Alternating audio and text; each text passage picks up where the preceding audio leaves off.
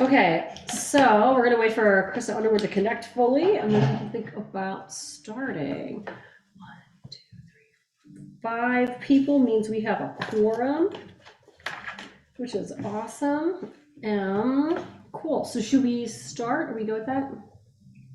Awesome. Okay, great. So I'm Carolyn Dash on the main screen. There is another Carolyn Dash on your screen. That's my other laptop that has our documents on it. Not to confuse everyone. And we're also joined by a few members of the public. Jim is here, and so is Susan Smiley. Susan Smiley, that's right, from New Haven. Was there anything that you want to say as a public comment period, or just want to wait and talk about wildlife when we get there? Well, I'm here because our town conservation commission has also done a little work on getting ready to do a wildlife crossing study. We've not had one, so we've chosen 10 sites with the help of NILS, but we're not too far along, and we've had one winter's 2-time training with snow and tracks. Oh, cool. But I'm intrigued by and wanted to keep up with what you guys are doing. Cool, that's awesome. Thank you. And Susan, what town are you coming from? New Haven? Yeah. Okay.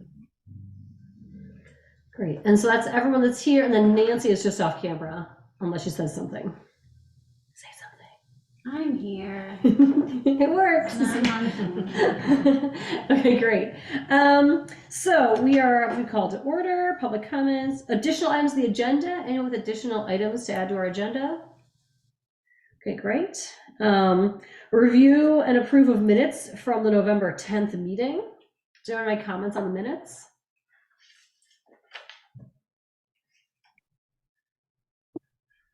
I move that we approve them. Okay, all those in favor? Aye. Aye, okay. The minutes are approved. Did we need Okay. a second to make sure that those minutes were? We can second it. We said we shouldn't bother seconding it, and we keep going back on that. So maybe I should just do the seconds again. So does someone want to second the approval of the minutes? Jana, do you want to second it? I'm happy to second. So Jana seconds the approval. All those in favor? Aye. Aye. Aye, we all approve. Thank you, Nancy. Yes. Thank you for doing it. You're very helpful at time. I'm sorry. There's a new role this evening because Ayla's not here. Okay, so any correspondence that we want to talk about? I think there was one piece that Helen had conducted to a professor at Middleburg. We can talk about that with the wildlife stuff, I think. Old business. Okay, great. So we have 2 open seats for Bristol residents on the Conservation Commission. I sent an email out. I didn't make it that much snappier like Helen wanted, but I did change the title to 2 members available or something. It's good. I make that more obvious. If someone has a even snappier, I just get bogged down with they probably have questions. We should answer the questions. So we'll send that out. I saw it right away on the Front Porch Forum, so I think you did a great job, Carolyn. It caught my attention. So I'll send that out again next month, maybe twice or so. We'll see how it goes, and we'll see if we get any nibbles. Otherwise, we may have to push it harder in a different direction. I also emailed our alumni list to see if they had any ideas, and no one had contacted me yet about that. But not everyone on the alumni list checks their emails that frequently, so we'll sort of see if we get any bites from that as well. Anyone else with thoughts about membership on our 2 open seats? It is really nice if we can fill those seats, because if anyone is sick or if we lose the Smiths to busyness, we get stuck. It could be closer quorum, so it's good to have extra people, as well as we have extra people to help contribute to these conversations. Okay, great. So let's get to, this is our major point of business, I think, for today, is the updating of the wildlife maps. I want to discuss the project priorities and deliverables. So as sort of our homework for this week, we had decided to come up with our priorities of what we see the project being. When we've talked to a handful of people with different expertise in the community, in Vermont at this point. And I think that it became very clear at our last meeting that we need to figure out what it is that we want. Like, what's our main purpose? What are our priorities? Because it's hard to bring people in and say, we want wildlife something without, how can we have someone do that for us if we don't know, or with us if we don't even know what it is we want to do? So today we sort of had earmarked as the day to talk about that priority list of what we see the project as. Helen already emailed me some thoughts, as did Alex. So I have those sort of mixed into a document I made, as well as my own thoughts. And so I'm going to share that with the group so we can all see that document. I shared off my other computer. So we can look at that together, and then we can add things in through a discussion here. Great, it's working. Okay, so here's what I wrote. Can we all see that? Is that big enough? Maybe I can make it a little bigger. So here's how I started this, and I want to just have anyone's I think we have a jumping off place. If we had some text we could talk about instead of just like shooting things off, because we don't have like a whiteboard or paper, and so because we're not together.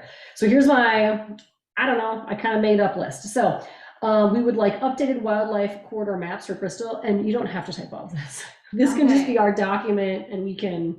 Okay. I don't think you should have to. Don't type that much. That'll make it crazy. I also just copy paste it for you. You can stick it in if you want. Right. So don't worry about typing this.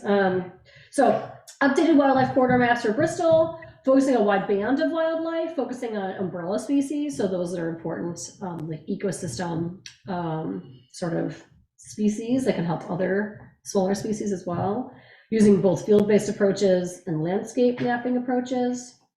Wildlife assessments of town parks for management plans. Think about our major parks there. I had a lot of ideas about community connection and outreach. So community involvement, working with community members to do citizen science and ecological surveys, community created maps of wildlife distribution, sort of liaise with hunters as well. I know that Alex had a lot of really good ideas about that. Education, sort of community workshops and training, and then results dissemination. So I think my personal fear is that we're going to do all this work and it'll end up in a drawer somewhere, an internet drawer.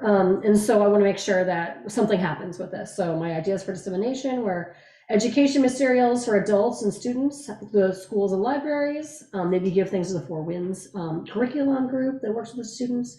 Give copies of the results to the select board and all town commissions, maybe including local not-for-profits that overlap with this area as well. And then incorporating the results of the next town plan. And then I think it's sort of that like next level, like where could this go? What do we want with it? So it's not just dusty somewhere or forgotten in someone's drive. Identify what are the most important habitats and corridors in Bristol, and focus on which are the most at risk for development, invasive climate change, what have you, and then try to collaborate with the planning commission and zoning to think of our next steps to protect these areas of most concern. So this is just a list I came up with this morning. That's a great I just wanted to list, see what you Carolyn. thought about it. That's excellent. Yeah. So I just want to see what you thought. I was trying to think about what we had talked about in the past, and is this, could we work on, we can edit this and talk about what we need to add or change, or this is just me trying to start a conversation. Mhm. Oh, and I also had something else. Helen, could you comment on the email you had with Jeff? I think we forwarded that to the commission members, but could you summarize that? Yes. So Jeff Howarth is a geography professor at Middlebury. And I know, I went to the Middlebury town office website and found their conservation commission and learned that they had done a lot on habitat types in the town of Middlebury. I didn't see much about wildlife crossings, but they had significant work on habitat types in Middlebury. And so I learned that Jeff Howarth is on the Conservation Commission, and he spearheaded revising those maps. so I wrote him to say, oh, we're thinking of doing this in Bristol. Can you tell me something about your methods? And that's the long email that Carolyn forwarded to you. It turns out he had a leave. He had a sabbatical from Middlebury, and this is what he did for his sabbatical for a semester. Is he's a GIS modeler, programmer. He did a lot of computer work, overlaying, just complicated GIS stuff, and came up with very detailed maps for Middlebury. It was way more information than I was ready for. I think it's more than we can handle unless one of us has some secret GIS aspirations that I don't know about. I mean, I have a paper published in Landscape Ecology, so So did you read, when you read Jeff's response, did all of that make sense to you? Yeah, I was like, sure, yeah. I can do that. That was like that third chapter of my dissertation was not about wildlife, it was about forest fires, but it's a lot of that kind of mapping. But I think that's something you can pull a student in on, right? If we could work with the students, I think we could definitely have some students at least do some preliminary work with that. To this end, on this exact topic, I have a note from Alex Smith that he would like me to share. He just read the exchange between Helen and Jeff, and he brings up something I was going to talk about at the meeting. The fact that a lot of the legwork in a project like this could be done from aerial photography and topo maps.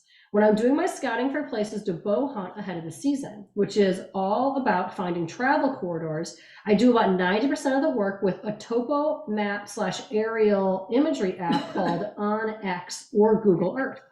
After that, it's largely just a matter of getting in there and deciding which tree to climb in. Obviously, I'm just talking about white-tailed deer in this instance, which may be easier to pattern and predict the movements of than maybe a bobcat, for instance. But it strikes me that the right person or people could get us a long way towards figuring out where to focus things like camera trails. Trail cam. So yeah, so that was, I thought, that same idea, like maybe that's a nice way to approach it. He has another piece he would like me to share with you as well.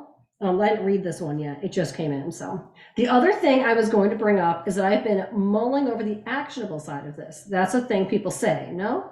I don't know if I was supposed to say that part. A productive way to distribute such a map if we did produce one. I started talking about a property I've been hunting on over in Cornwall in the last meeting, but I hadn't really formed my thoughts and rambled a bit about what I was really trying to get at with this. There's a lot of parcels like that, including many in Bristol, I'm sure, that provide really critical habitat and travel routes for all kinds of critters. And these properties change hands. They often come into the hands of folks who may not have ever considered what role their new property plays in the lives of the animals around them. While it's not our role to tell people what they should or shouldn't do with their land, it seems to me that many of them may well be extremely interested in the information if we could find a way to get it to them. For example, in Cornwall, the property is bushy jungle with a bunch of other properties with bushy jungles, so it provides the only nesting area for turkeys in this large area. This is the longest text I've ever received, by the way. Would the folks who brought the land decide to bush hog it and put a tennis court if they knew? Probably not, but I think that some people would be really interested. It makes me think of Porter's gift bags to new folks in Bristol. If we could find a way to put together a pamphlet for new landowners and have them have a sense of the property, it could have a really nice application for this project. And bring up the Cornwall place, it's such a perfect and obvious example. I know that we can find things like this in Bristol. And yes, certainly read this out loud. So there you go. Wow. I think he really wanted to be here tonight. He really likes this topic. But that kind of gets to my idea about the results dissemination and thinking about what we can do with that. Well, related to that text, wouldn't it be interesting if wildlife habitat, any type of mapping, any type of assessment of what habitats are on a given piece of property become part of the deed? So when someone buys a piece of property, buys a house, they get this document along with it that says, this mapping was done in 2012 and here's what was determined. And it's not saying what they have to do with it. It's just saying these are the various habitat attributes that have been found on your property. Maybe we could offer at the end a deliverable that's a pamphlet or a map or something that we could maybe give to the local banks so they could give to people when they close on their mortgages. So I'm thinking much more direct. I'm very much into green burial and natural burial. And I know that I have enough land that I could be buried on my own property, but that has to become part of the deed, that it has to be stated that Helen Young is buried at this corner. And, you know, people are saying it's going to be harder to sell and all that's down the road. But the fact that things that are going on your property become part of the deed could be used to our advantage right now. I mean, I think this is a legal thing, and I don't think there's any way that we can ask that this language be part of a property transfer. But that's kind of the path I'm going, not just giving it to banks, not just putting up posters, but saying that when you're buying a piece of property, this is something that goes along with it. I think I we're think that's an maybe outstanding getting a idea. little ahead of ourselves. Like first we have to figure out how we're going to gather the data. And I think that the existing documents in a town provide ample places to report this information out. So it could be in the town plan, for example. Then it's up to the planning commission and the zoning board to receive that information and deliberate as to how they will receive that information, how they, if they choose to consider it within zoning or planning documents. So, but I think we first have to gather the data before we talk about how we're going to be disseminating the data. Totally. I agree with Kristen. I think Helen is spot on. I think it's something that we'll probably see greater consciousness for. You know, there's that conference that's going on worldwide about trying to understand more about how nature and human beings interact. And I don't know the name of it offhand, but you know, climate change, everything else. I mean, we are so connected to nature. It's inevitable that that kind of information is going to be more and more important. How it gets codified is another question, but I think it'll be happening probably, well, within our lifetimes. I'm fairly convinced. It's just that important. So many ecosystems are under serious challenge and threatened and so on. So, but I think first things first is trying to collect the data. And I think, Carolyn, as you point out, it's like, yeah, we don't want it to just be shelved. We want it to be acted upon. One idea that comes to me is that often when you go, and this is a tough one, when you go to town meeting and not everybody goes, there's all sorts of documents that are available. So I think back to what Kristen said is that there are various committees, town planning commissions, others that would probably be best to determine what those methods are to distribute, but we can offer suggestions, that's for sure. Okay, so to our priority list then of data we'd like to collect or approaches, what are we thinking we should be adding or changing from this list I threw together? We've had a lot of different ideas over the last few months, and I was just wondering what we can do so we can sort of take this list of priorities and start thinking through who we can find to help us with those items. Maybe invite Jeff Howarth and Alexis Mikhailo. They had offered to be involved in the project. Maybe we could see if they would be interested in coming to a meeting in January and, you know, seeing which pieces of this. I think that would work well for the school year and like the hiring cycle for like summer students, as well as we get us on track to think about creating something for town meeting day if you wanted as well. Sort of eliciting help from the community at that time would be a nice target date, I think. But what do you think? When is Yeah. town meeting? Dave? March, Roughly. Early March. early March, first week of March. All right, and the students to have a student on a project for summer needs to be hired in, I think, February, maybe January. So they would need to know what we're thinking and what the plan sort of is by our January meeting, I think, so they could start to get plans for summer, if we want a summer student. And then there was always that, there was that outreach grant we talked about as well, and I think that's due on a rolling basis, but we want that in place if we want to use that money for that semester.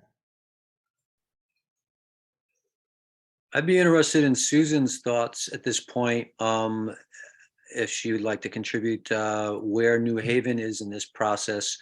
And there might be some opportunities to collaborate.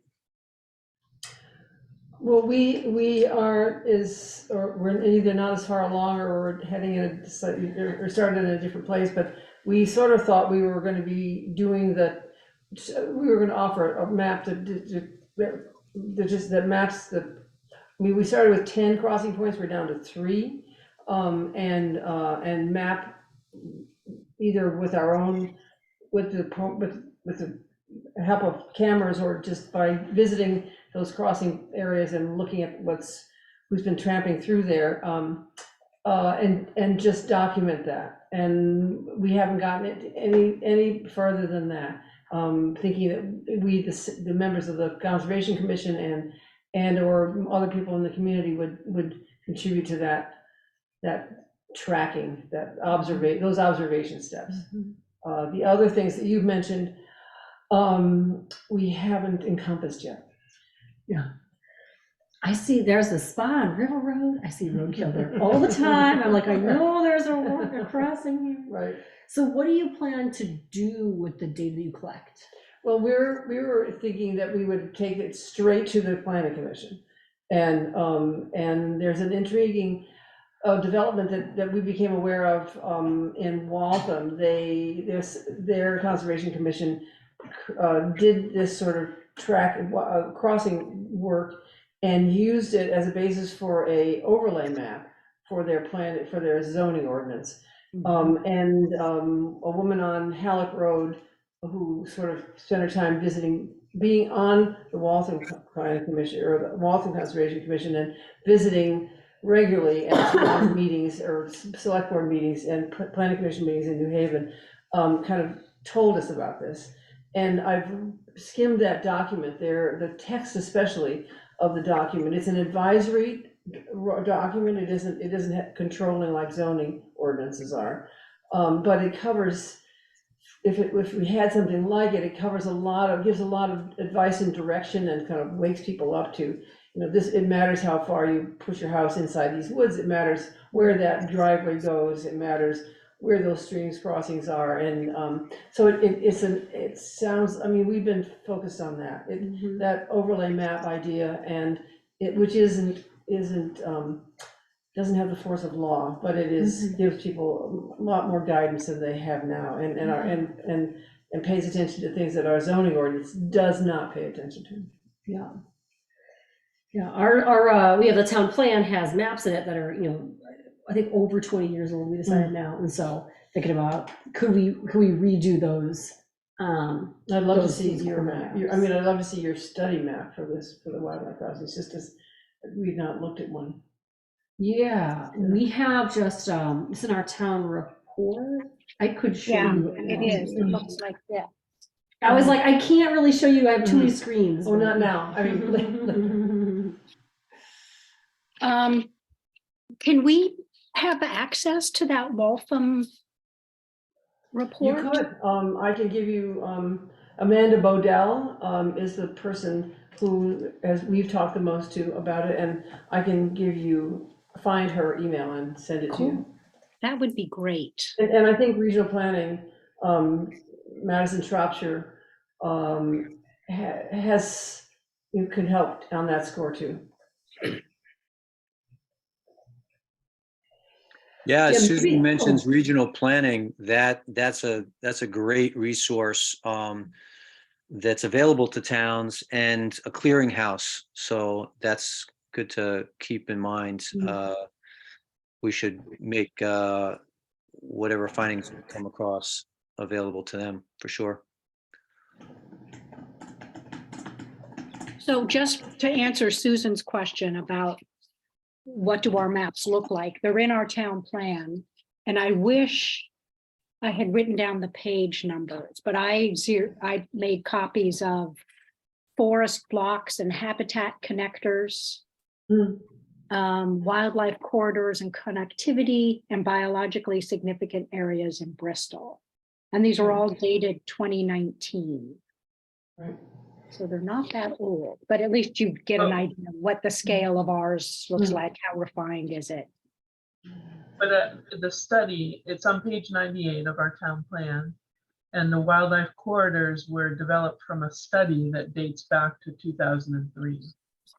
2002. So the town plan itself and those documents may be dated 2019, but the Susan, study, do you have that open? Do you want to share it with us? I can, yeah. Because I could stop sharing and you could go back and share that.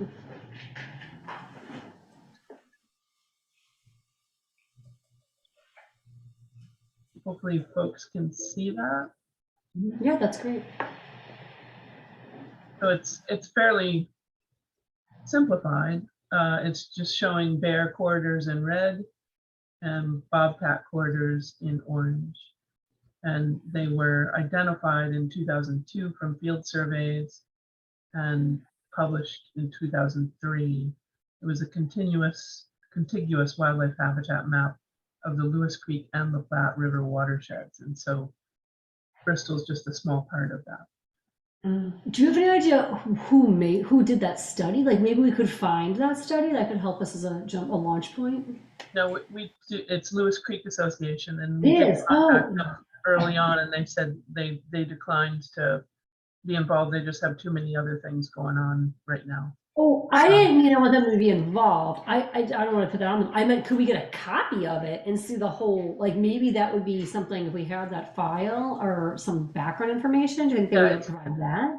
It's just the whole Lewis Creek and the Platte River watersheds, and these maps were generated by Addison County Regional Planning Commission. So I think that could be a way for us to get access to the larger map, the larger data set.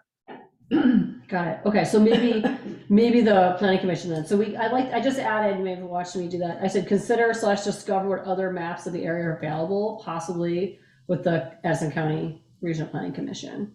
Yeah, Like I we think could. if we talk to Maddie or to Andrew Leroux over there, they could possibly share with us the shape files, the original GIS shape files for Oh, the. that would be really, yeah, that would help for a student project to have like a starting place then, you know. So so let me share mine again. This one. So I'm just gonna add, art maps area, what maps like,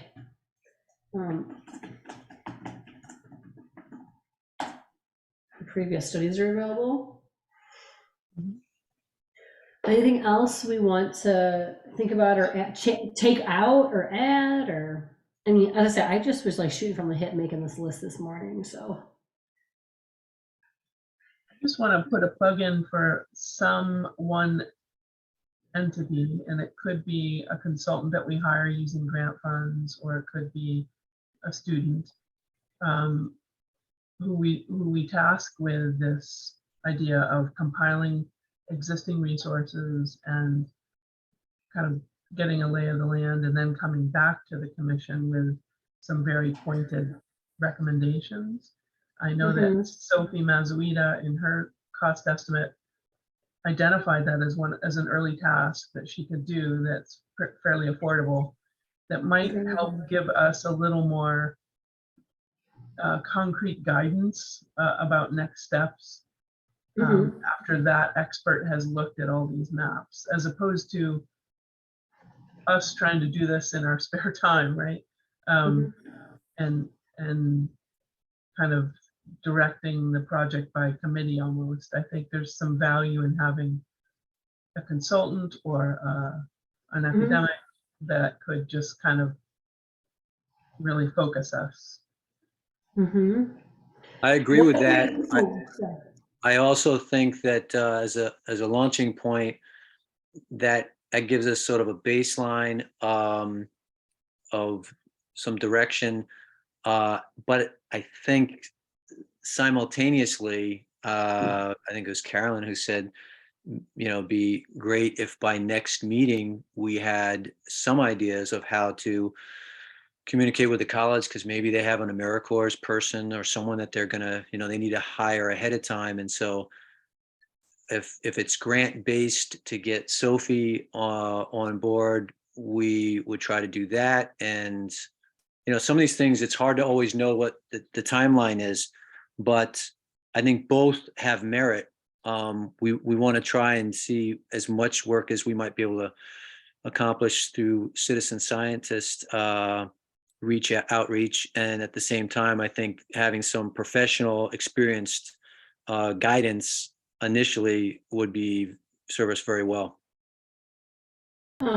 What if we're thinking of seeing if we could get a student maybe involved, maybe to think about these two tasks for the summer?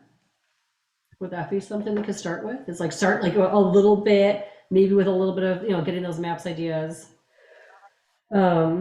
I just hate to lose the opportunity of getting someone involved in this sooner than later. When did Alexis say she teaches classes for which these could be projects for those? That spring or fall? Yeah, she's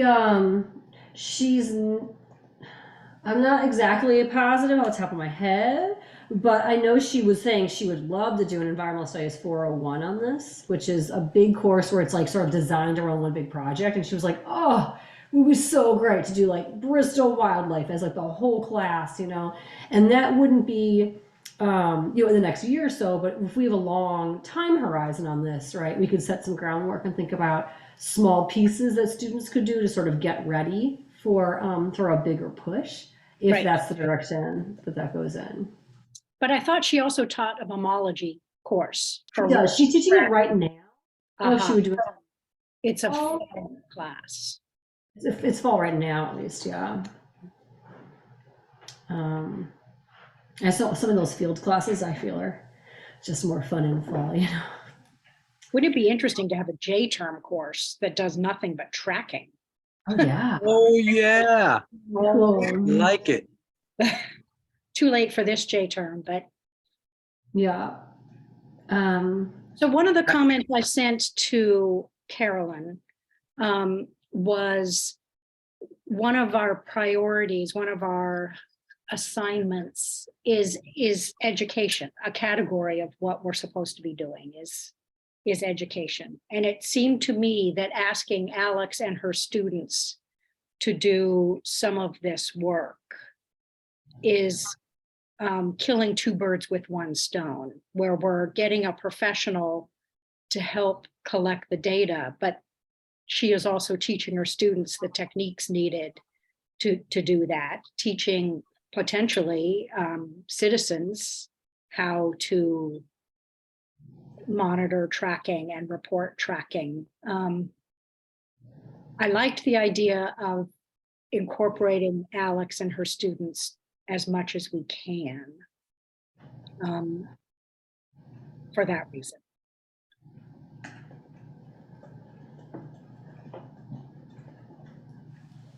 Yeah, I mean, I would like that because I could help with those projects and help advise those students as well, which I think would be good to have that. We could really connect and get the grants written from both groups. I think that'd be really fun, personally, and effective, obviously. Yes, what are you thinking? You said much. You're typing everything. So You don't need to type so much. I'm so stressed. You don't need to tell. All of it. Those were all kind of my thoughts. I think definitely using the college, the students, to get them the experience and to help us get people and professionals in to help us in the areas that we don't know what we're doing. And then, yeah, I like that bringing in the hunters and for the community, but also trying to figure out how to get just like regular citizens, non-hunters, how to, encourage them to participate in. Yeah. We talk about I have that bullet of the community created wildlife distribution maps and like Yeah. ecological knowledge surveys could be really good too. We could develop something and then, How to pass it get out or. their information Yeah. to us. Yeah.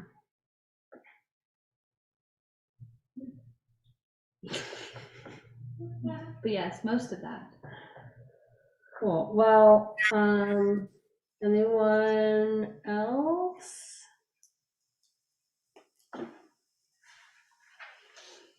How do we go about getting back in touch with Sophie and starting up the grant process for funding sort of an initial phase of her potential work? We can, I get the impression that she's available most any time. I think the longer lead item for us would be identifying the grant source that we would use to hire her for a task or two or more. That's going to be the longer lead time, and we do have some options for grant funding, which could include things like we could go to someplace like Meet Repeats, possibly for a small amount of money, like under 1,000. We do have the tiny grants from the Association of Vermont Conservation Commissions, but they're only on the order of a few $100s. Yeah, those are due in April. I looked it up. Yeah. And we do also have the Bristol Conservation Reserve Fund. We could make a request of the select board to use those funds to fund a consultant to do a few tasks. But that would require, of course, we'd have to get on their agenda and make that ask, and it would be up to the select board to decide if they would approve of that request. We may be around the corner from making a motion at least to pursue that avenue. And I also think that we could put off to next meeting if was it Jeff was the professor, to have a chance to come in or to present a little bit more information at our next January meeting and sort of pursue both of those tracks simultaneously, because I think that dovetails having the college involved with potential of students, and then at the same time some more experienced specified background with Sophie and others, but needing to cover the cost of that through Kristen's enumeration of different grant sources or funding sources. Would it be all right if I shared this list and met with Alexis and maybe Jeff, if he's on campus, and saw what they were thinking and what they would be interested in doing in the near term, some first steps with this? Would that be useful? Yeah. Very much so, yes. Okay. Well, because the semester, I just had my last class today, so maybe people have some breathing room and are bored with grading. So maybe I could talk to people in the next few weeks, or maybe just in the next beginning of the new year, and see, with a list like this. And again, we can keep editing this, but thinking about what they can offer and what kind of collaborations we could have, and what we could do to apply for money through the school, and as well as maybe trying to see if we can get any summer students involved, which would be, you know, free to us, that the college would cover that cost to have, what was it, 8 or 10 weeks full-time student working on this project. Yeah, Carolyn, I think that's a great approach. And if I could suggest, you could banty around the idea as Helen was saying, you know, that's a year out. Wouldn't it be great if a professor decided to take that on? I think students could get really excited about that. And then maybe we'd have some game cams ready to be placed, and you know, some data that could be really Yeah. handily collected. You know, it might be easier in the winter months, just visibility wise and available time. So I think if you have a chance to just put that into the mix of your conversations, that would be great. Yeah, I'll pursue that over the next few weeks, and then we'll see if anyone wants to come into our next meeting and continue the conversation. But I would be happy to do that and sort of make a plan with them as to what they would suggest happens first, or what they could offer to do, just to help us begin a project. What students would be involved, what kind of funding they could get for student research through the college. I think this is really ripe for an undergrad, or, you know, several undergrads to work on. Although of course we need the experience from their advisors, but I think it could be really powerful. In addition, do we have some other contacts, Kristen, up at UVM? Because it seems like they're certainly Mhm. doing some of this stuff as well. Because I thought maybe it was Sophie that mentioned some connection through UVM, but maybe I'm not connecting it properly with where I heard that. Yeah, she knows of Jed Murdoch and Brittany Mosier, who are also doing this kind of work, and welcomed the idea of collaborating with them. I think we want to also be cautious that we're not spreading ourselves too thin and engaging too many different people in many of these tasks, because then we might again lose our direction or our focus. But I think at this point we're still in the information gathering phase, so it does make sense to invite Jeff in January. I still like the idea of having some point person that's not any one of us on the commission, that's kind of guiding us and leading us. Maybe that ends up being, if we go the Middlebury College route, the professor that's leading the students. But I like having an expert that is kind of guiding the overall direction. Do you want me to ask if Alexis would be interested in filling that role when I talk to her? Yeah, I think that would be Okay. useful to learn. Great. Well, it sounds like, so I'll go ahead and I'll have those meetings, and we'll see what that level of involvement sounds like that they want to have or are able to have, and then we'll invite Jeff Howarth to our next meeting if he can come. That'd be great. And then anything else actionable? Did you want to also pursue what grants maybe we might consider targeting? Could someone take that? I think we really need to refine the scope of work before we think about grants. Okay, that's fine. I wasn't sure if that was something we had talked about for. How about just initially looking into what grant opportunities might be out there before start writing a grant, just at least know maybe we're looking at 3 or so that kind of fit a criteria that we would work from. Yeah, I don't have any sort of background with that area of grants. I just finished writing a matching barn grant. I know a little bit about that, but not this other area. yeah, we know some of them already, but anyone's welcome to do a little more exploring. Okay, and so we could maybe consider grant options as like a homework assignment, maybe. Can we go back one topic?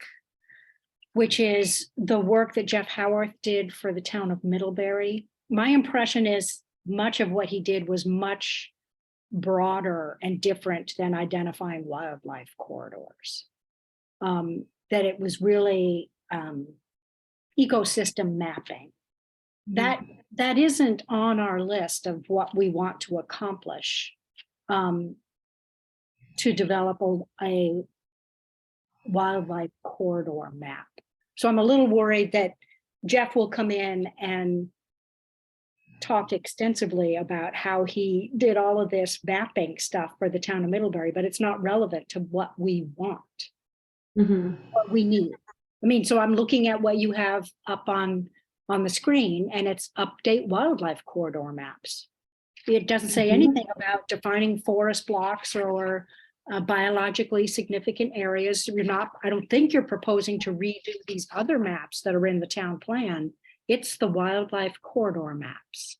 I think that's our focus. Yeah.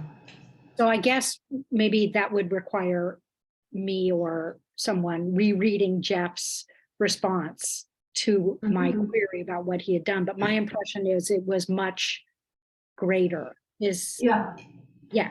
So I'm not that his feedback will be not useful, but I think at this point we need more direction rather than more breadth. I think it's along what Alex was saying with how before he goes out, he's thinking about where are the connectors, where's the forest cover, what was the topography, would that species go on that incline anyway, or is there water, and sort of imagining what those habitats and what that looks like before sort of going into a location. So I think what we were thinking about, what part can you avoid sampling because you won't find something, right? Like I listed the priorities for parks, and I took the town green out. I was like, wow, what lives there anyway, right? And that's sort of that idea of like trying to figure out where we think the animals are. So that kind of mapping, I think we're thinking maybe like a first step of mapping, but then also at the end coming back and putting what we found into a map, right? So a pre and a post map almost of where do we think they are, and then where do we find them actually. I think Jeff's approach seems like it's a base level for a lot of different directions, but I think it's a precursor for where we would start, because he was talking about forest fragments, blocks, and then sort of smaller fragments and connectors. And my interpretation of that was, yeah, it could be used for a lot of different things, but an open fields that bridged forest sections. So I think that's probably, and he may have some other ideas that have gone further after just, some of that mapping. But I think that's a good question to ask, Helen, is, how do you think this would apply to specifically some levels of how it might pertain or help with wildlife corridors specifically? Yeah.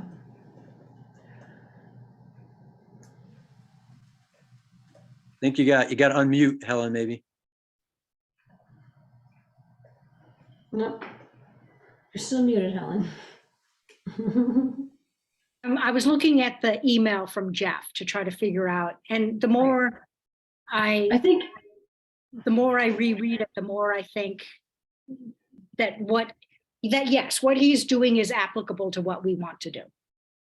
I think importantly too, he said the newest maps wouldn't be out till March 23, so there's no rush there, since that would be an important thing to wait for, I think. But that's just for the town of Middlebury.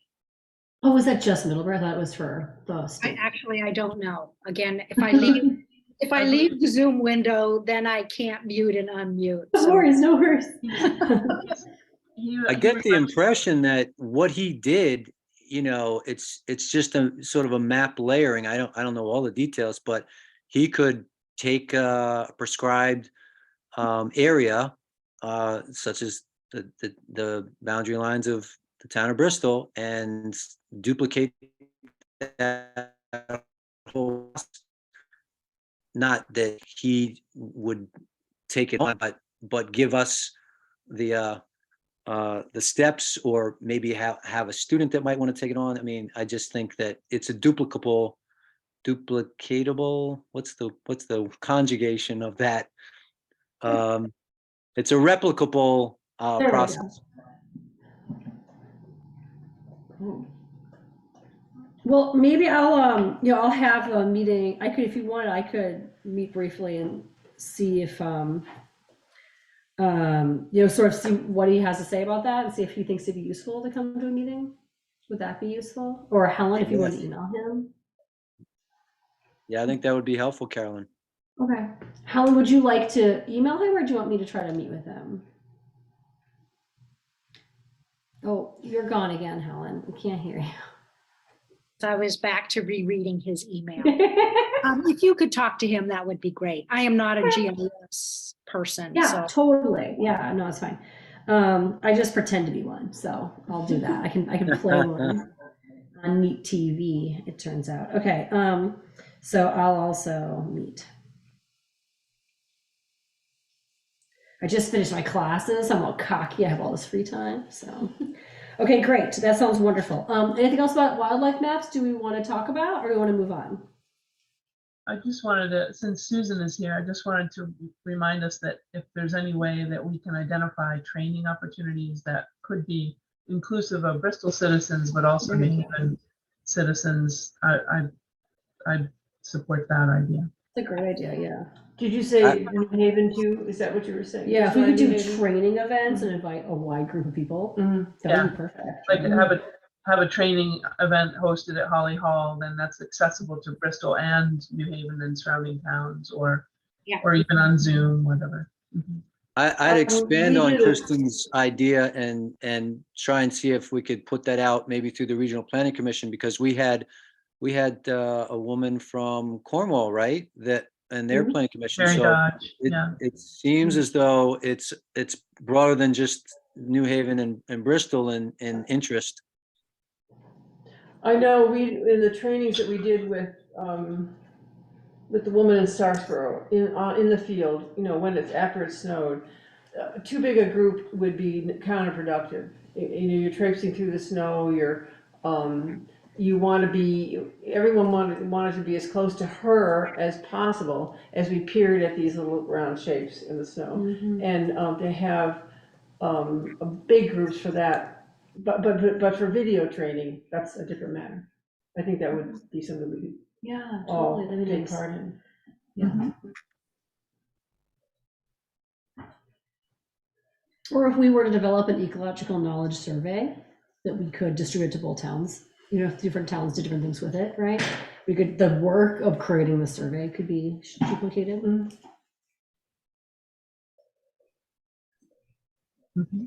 Does regional planning have any of that knowledge already? I have no idea. Not to my knowledge, not in wildlife tracking.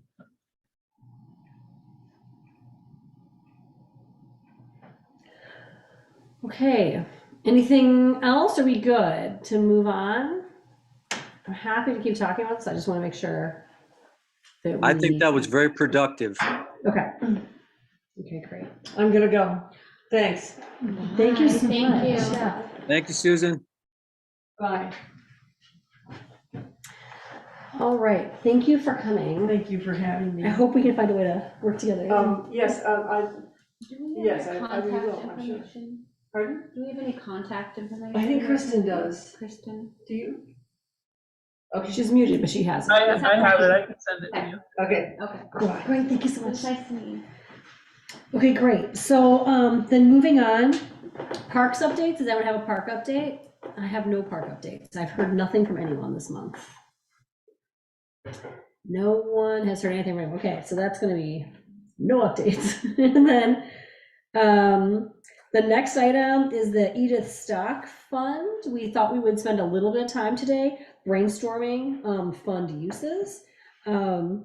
There was the idea that people had volunteered to talk to maybe friends that are birders. I think the Smiths, unfortunately, had said they would do some of this work. And then the Audubon Society as well. I Um, emailed the Otter Creek Audubon and haven't heard back yet. So I'll probably hear back tomorrow because the meeting is today. So about ideas, things that birds need that would help them with their habitat or Yeah, things. totally. I'm trying to see if anyone else has emailed me since. I haven't gotten anything, just in case. Okay, so you've reached out to them. That's great. I think that the Smiths want to talk to the Cusacks, but they aren't here, so we can't talk to them about that. Did anyone else have any other ideas they had generated, or anyone they'd talked to about it? Oh, also, I had talked to our alumni group about the brainstorming ideas, and I have not heard back from anyone except Jim Stapleton, who said he would be very excited to be involved in spring. But he didn't mention the birds. I don't even know if I asked about the birds when I think of it. That's great. So bird ideas, bird, or fund uses in general, technically, since we don't have to be for birds. Would we like to table this till next month? We could table it. Do we have any other project things that at the parks or anything that we have been talking about that we need? Or anything we want to? Well, we have the do? bird boxes, and there's the kiosk at Sycamore. That needs a um, little updating. Yeah. I'm sorry, I couldn't hear you. What was that? No, the kiosk, I remember Freddie saying needs a little bit of TLC, right? Yes. Yeah, so we need to work on the kiosk. There's that pollinator garden that got put in. There's some of those trails that Alex had worked on with like putting wood chips and things. I know it had some, there's some chainsawing to keep those out of the knotweed. And then the apple trees, of course. I would just like to put in a plug for, there's nothing saying that we need to spend it right away. There could be some Of course. really important project that comes up a year and a half from now. And Oh, then we've got the totally. funds to do it, so, yeah. Totally. Oh, totally. Good. We've just been sitting on this for a long time, and we keep thinking someday we should think about it. And I just think that we're just gonna make sure we're thinking about it and not forgetting it exists. Definitely, and it's good to keep a running list of possible Yeah. needs. Yeah. But it sounds like we're sort of taking over some of the work that the money was doing by maintaining the apple trees, not as nicely maybe, but as well as we can for non-professionally, and that's probably all it needs anyway. So that's a really nice bonus, I think, that we don't have to spend money on that. But yeah, so I just want to keep that idea going. We've been talking about that for a while, and now we know what amount we're dealing with. We've been nice to think about. Any other thoughts about that for now? Then it sounds like we did good. Well, let's hear from the Audubon Society. Frankly, I really want to hear what they say. Okay, how about mowing? Consider mowing. Right. Helen, did you say The that? idea was to improve bird habitat by mowing at Sycamore Park less extensively and less frequently. And it turns out that the town does that mowing, is our impression. So I called Valerie to ask information on who to talk to about this, and she did not return my call. So I'll try again. Do you want me to get her? See if she still doesn't roll. Talk about putting someone in the hot seat. She must have heard you bring it up because she left. Was she here earlier and then left when she saw that mowing was on? I guess she's still here. She's just down the hall. Carolyn tracked her down.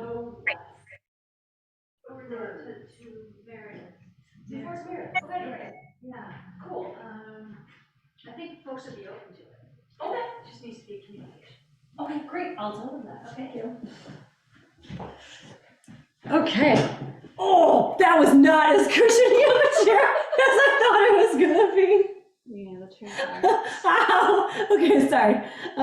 Valerie said that she forwarded the information about maybe mowing less to Meredith, and that Meredith's gonna look at that, and she said that she thinks there's the possibility for that to happen, and we just need to have open communication, and she's trying to facilitate that through Meredith right now.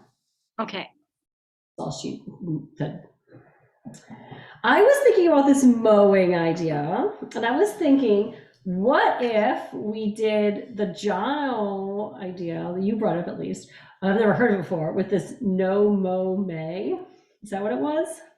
Yes, for Um, pollen benefit. Anyone want to like make that a thing for this May and like try to get people involved in not mowing? Would that be a fun project or? You mean not? townwide? Yeah.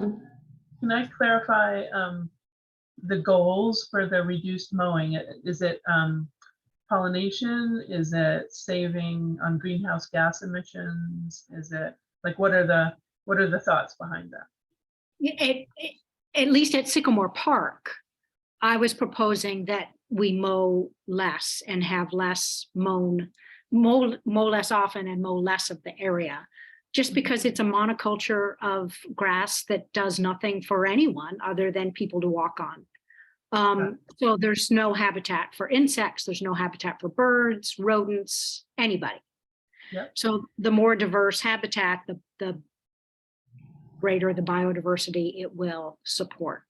So that was my idea. And then it also uses less greenhouse gases to mow it. So you're saving money, you're saving CO2 being emitted, and you're creating habitat.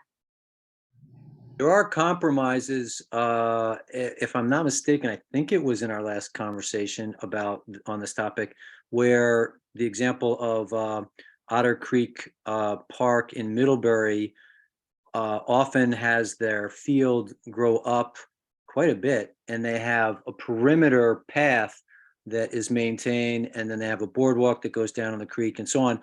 And then, typically, there's one other benefit I think to add to the list is for a larger field, bobolinks and certain birds, back to the Edith Stock funds and so on. If they don't mow that first cutting, then those birds can fledge. So I would promote instead of, let's say you skip the month of May and don't mow, but you mow a few paths down at Sycamore Park, and that's a great time to take a little bit of that other funding for that particular turn of mowing and get to the perimeter. Maybe deal with some of the knotweed and other sort of brambles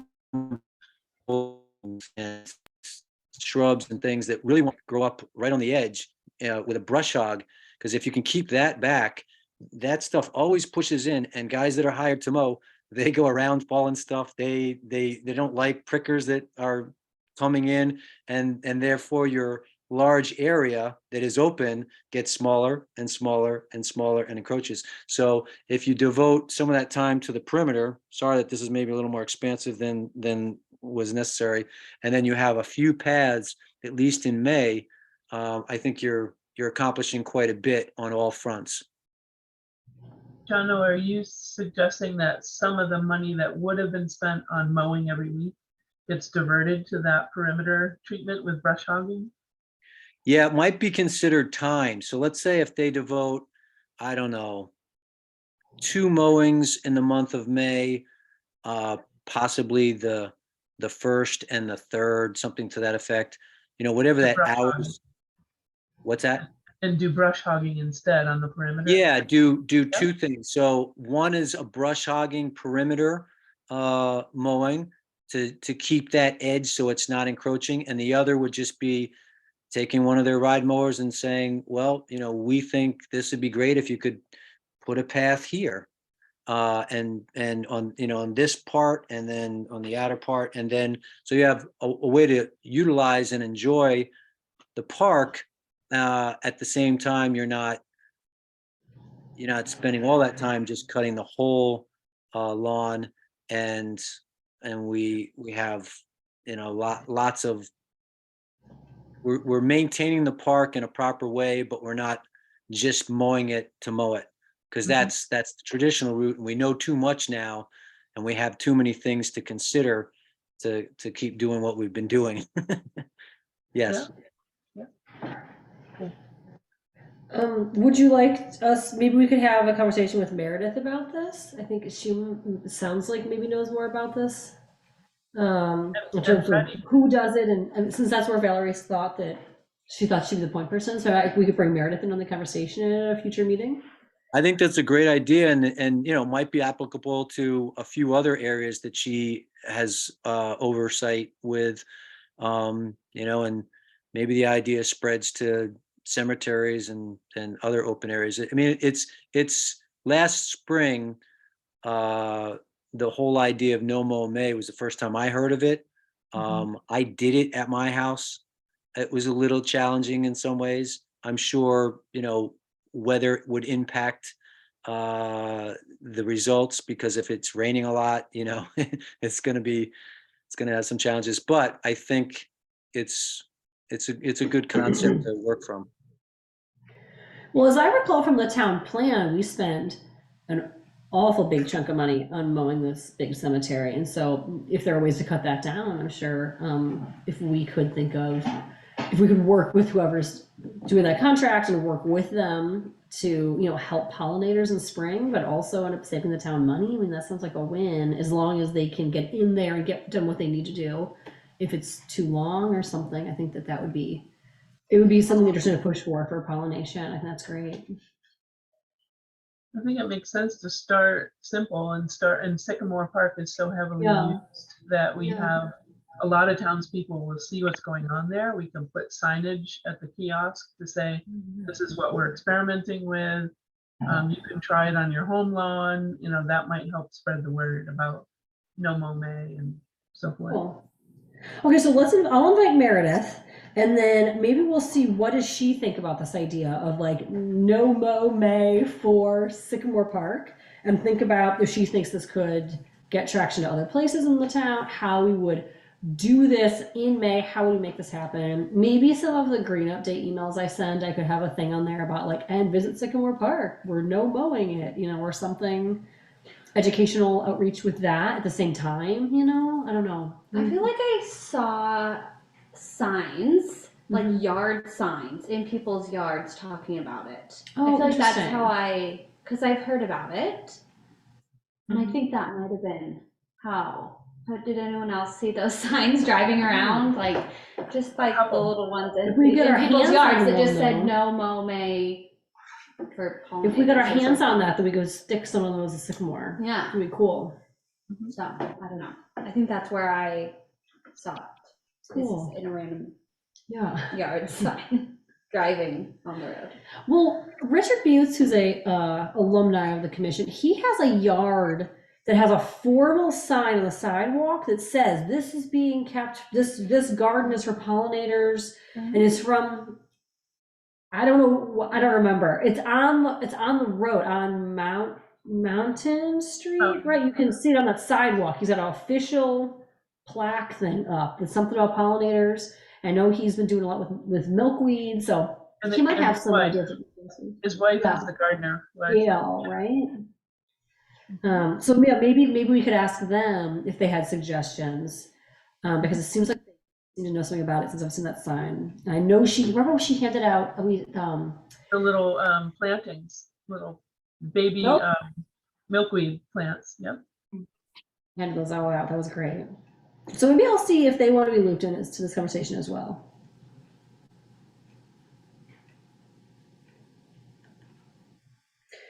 Great.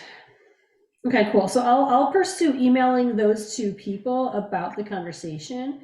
But since I'll be doing Green Up Day heading up to May, I won't be leading this project, so someone else will need to do I'm happy to email Meredith and Richard and Gail, I think.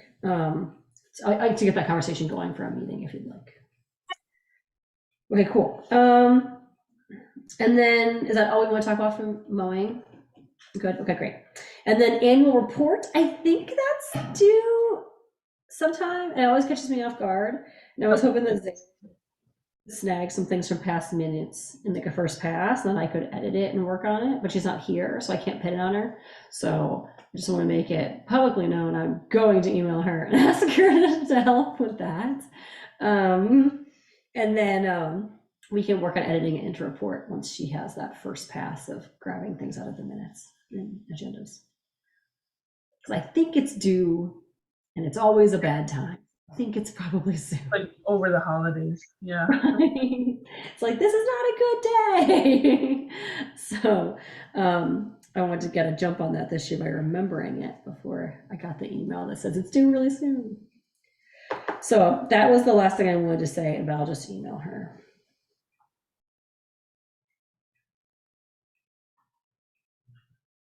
Cool. Okay.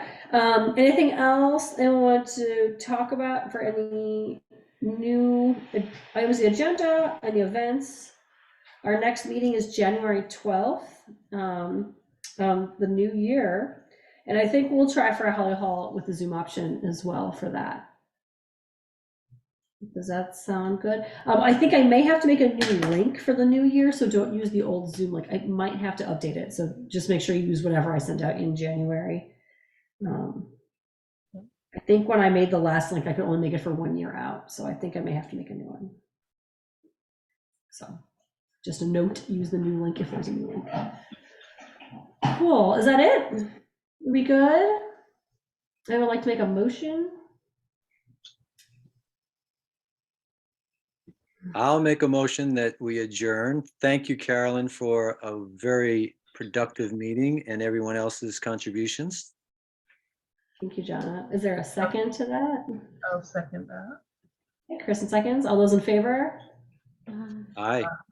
All right, the meeting is adjourned. Thank you very much for participating today. I'll see you all in January. Happy holidays. Happy holidays. You as well. See ya. I was using the mouse on the wrong computer. Bye, John. There's too many.